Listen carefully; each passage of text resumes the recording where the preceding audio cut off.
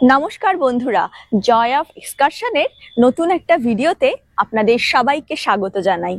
কেমন আছেন সবাই?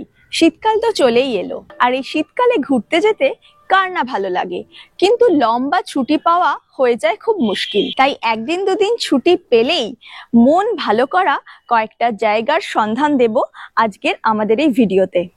কলকাতার একদম কাছেই আপনারা একদিন দুদিনের মধ্যেই ঘুরে আসতে পারবেন এমনই কয়েকটা জায়গা। তাহলে চলুন দেখে নেওয়া যাক কলকাতার কাছেই সেই দুর্দান্ত জায়গাগুলোকে।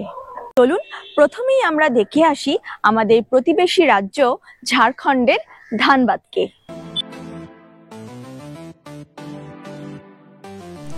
ধানবাদে আসতে হলে আপনারা নিজস্ব গাড়ি নিয়ে আসতে পারেন, সময় লাগবে 5 ঘন্টা। আর যদি ট্রেনে আসেন তাহলে ব্ল্যাক ডায়মন্ডে আসতে পারেন। এগুলো সম্পর্কে ডিটেলস লেখা থাকবে ডেসক্রিপশন বক্সে, আপনারা দেখে নিতে পারেন। ধানবাদে এসে প্রথম আমরা যে জায়গাটা দেখেছিলাম সেটা হলো তোপচাঁচি লেক। চারিদিক পাহাড় দিয়ে সুন্দর করে ঘেরা একটা খুব সুন্দর লেক। এখানে এসে খুব ভালো লেগেছিল আমাদের। তোপচাঁচি লেক দেখে আমরা চলে গিয়েছিলাম উশ্রী জলপ্রপাতে। উশ্রী জলপ্রপাতের ভয়ঙ্কর সুন্দর রূপ দেখে আমরা সবাই বিস্মিত হয়েছিলাম। বর্ষাকালে এর রূপ থাকে অসাধারণ সুন্দর। এরপর আমরা চলে গিয়েছিলাম ভাতিন্ডা জলপ্রপাত। ভাতিন্ডা জলপ্রপাতও বর্ষাকালের রূপ থাকবে অসাধারণ সুন্দর। তার পাশেই একটা পিকনিক স্পট আছে, এরকম সুন্দর ছাতা ছাতা করা আর ছোট ছোট মন্দির দিয়ে ঘেরা চারিপাশটা। একটা বড় শিবের মন্দিরও আছে। সব মিলিয়ে ধানবাদের লেক আর জলপ্রপাতগুলো কিন্তু খুবই উপভোগ্য।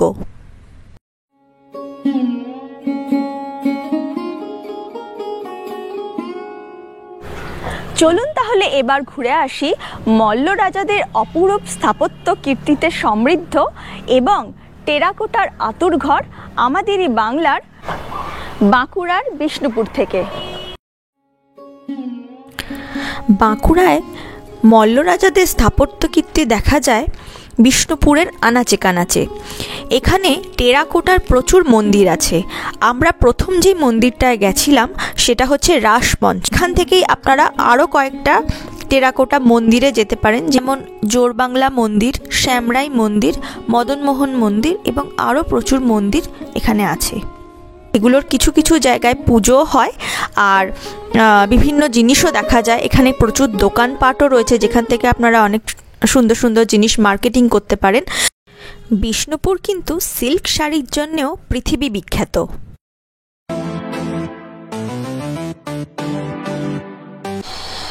দেখে নেওয়া যাক নতুন করে সাজানো তাজপুর শঙ্করপুর এবং brand new marine drive.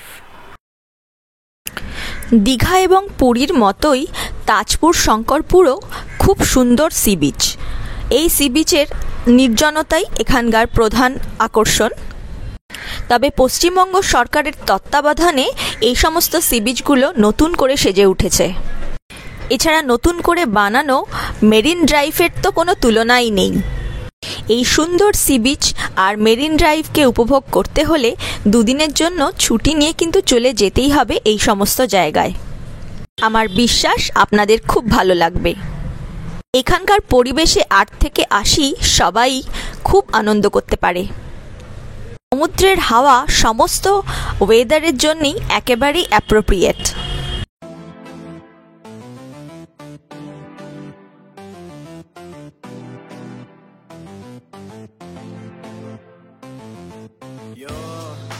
Looking for that white night to shower you in bright lights, provide you happy end, but that's not me. Moonlight under dark skies, still find comfort at night. I could fall for you and leave before the sunrise. I don't wanna hurt you, but I can't push you away. তাই নির্জনতায় দুদিন যদি সমুদ্রের ধারে কাটাতে চান তাহলে শঙ্করপুর আর তাজপুর আপনাদের জন্য একেবারেই ঠিক হবে।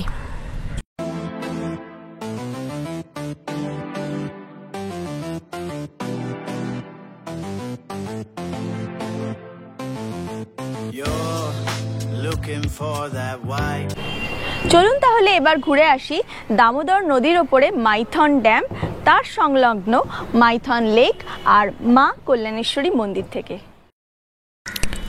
মা কল্যাণেশ্বরী মন্দির সম্পূর্ণ লাল দেওয়ালের এই মন্দিরটি মায়ের অন্যতম একটি সতীপীঠ। সমস্ত পূর্ণ তিথিতে এখানে পুজো হয় মায়ের। অনেক ভক্ত সমাগম হয় এবং সুন্দরভাবে পুজো দেয় এখানে সবাই। এরপর মায়ের দর্শন করে চলে যেতে পারেন মাইথন ড্যাম্পের দিকে। মাইথন ড্যাম্পও কিন্তু বর্ষাকালের রূপ ছিল ভয়ঙ্কর সুন্দর। এই সময় দামোদর নদীর জল ছাড়া হয়েছিল এবং সেই যে জলের ফোর্স আমরা নিজের চোখে দেখেছিলাম, সে এক অপরূপ দৃশ্য ছিল।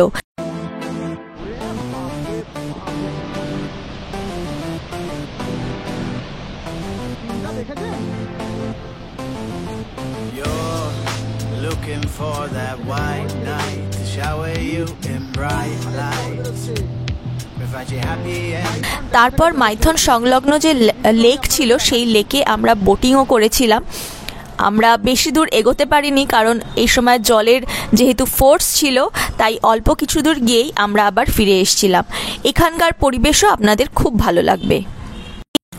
মাইথন লেকের এই শিকারা রাইড কিন্তু ভীষণভাবে রেকমেন্ডেড।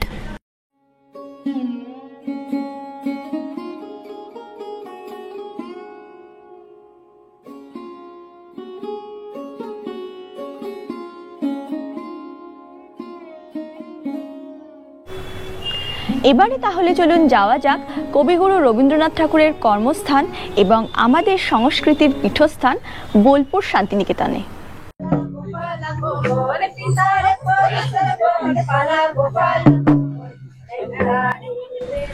শান্তিনিকেতনের কথা আর কি বলি, এ আমাদের প্রাণের জায়গা। কবিগুরুর উপস্থিতি সর্বত্র বিদ্যমান এখানে। ঝুমুর নাচ, সোনাঝুরি হাট, সৃজনী শিল্পগ্রাম, বিশ্বভারতী মিউজিয়াম, রেল মিউজিয়াম সব মিলিয়ে এই জায়গার মাহাত্ম্য অনেক। শান্তিনিকেতনের আরও একটি মূল আকর্ষণ হল মা কঙ্কালীতলার মন্দির। মা কঙ্কালীতলার মন্দির কিন্তু অন্যতম সতীপীঠ। কথিত আছে মায়ের মন্দিরের সংলগ্ন পুকুরে মায়ের কাঁকাল অর্থাৎ কঙ্কাল পড়েছিল।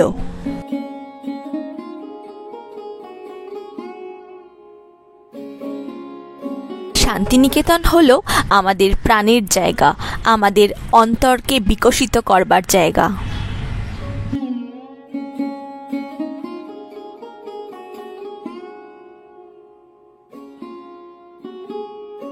শান্তিনিকেতনের এই সুরুল রাজবাড়িটিও বহু বছর ধরে ঐতিহ্য বহন করে চলেছে। সমস্ত পূর্ণ তিথিতে এখানকার পুজো, দুর্গা দালান, চারিপাশের পরিবেশ এবং দুর্গা মঞ্চ সমস্তই অসাধারণ সুন্দর। তাই এই জায়গাটিও এখানকার মাস্ট ওয়াচ।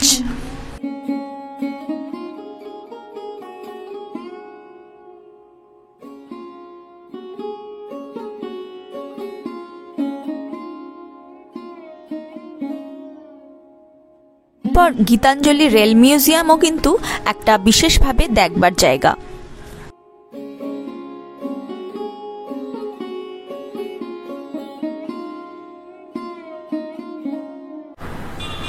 এবারে একটা ইন্টারেস্টিং কথা, হাতে যদি একদিন দুদিনের গোটা ছুটিও না থাকে তাহলে আপনারা কি করবেন?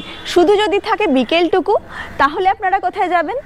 তাহলে আপনারা চলে যেতে পারেন কলকাতার খুব কাছে, কলকাতার কেন্দ্রস্থল বিবিধি বাগে একটা হেরিটেজ ক্রুজ ট্যুরে। সেখানে লাইভ প্রোগ্রাম চলে।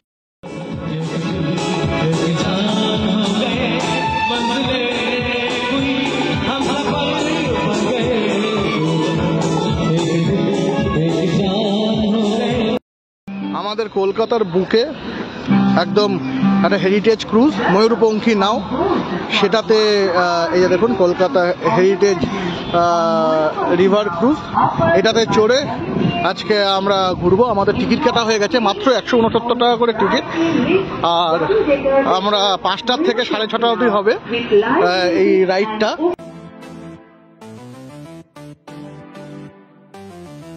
একদম হাওড়া ব্রিজের কাছাকাছি চলে এসেছি আমরা।